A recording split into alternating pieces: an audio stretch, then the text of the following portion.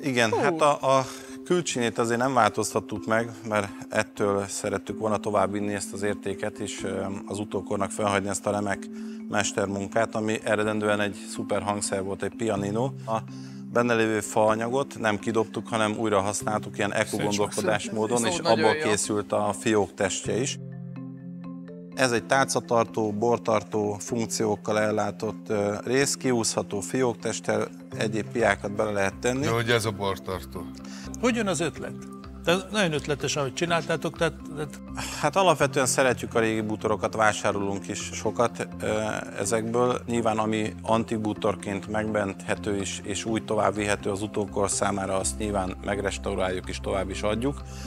Ez nem volt menthető, ennek a mechanikus szerkezetét így kivettük, a legkevesebb károsodást okozva. A feleségem egy szövettel egy picit lefinomította ezt, és tényleg szerintem egy jó lakás, egy jó darab lehet. Ez tök jó ötlet. Nagyon jó ötletes. Kifejezetten tetszik, ez mennyire zseniális, nem? Nagyon ez jó a ötlet. fölhajló dolog.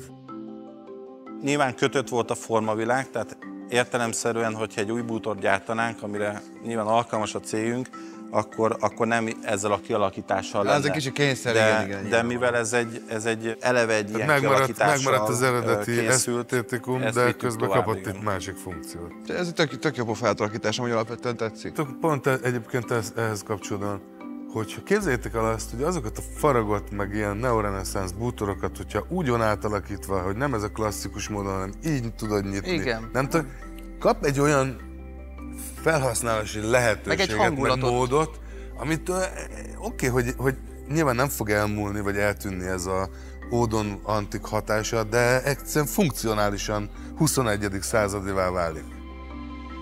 Van és rögtön egy ajánlatom. Nem tudom, hogy mire gondoltál, indítsuk. Gondolom mélyről, 50 000. 80 000 forint. 150. 200. 250. 300 000 forint. 330. 360. 400. Én ide húztam egy vonalat, úgyhogy köszönöm, én itt ezen a ponton kiszállok.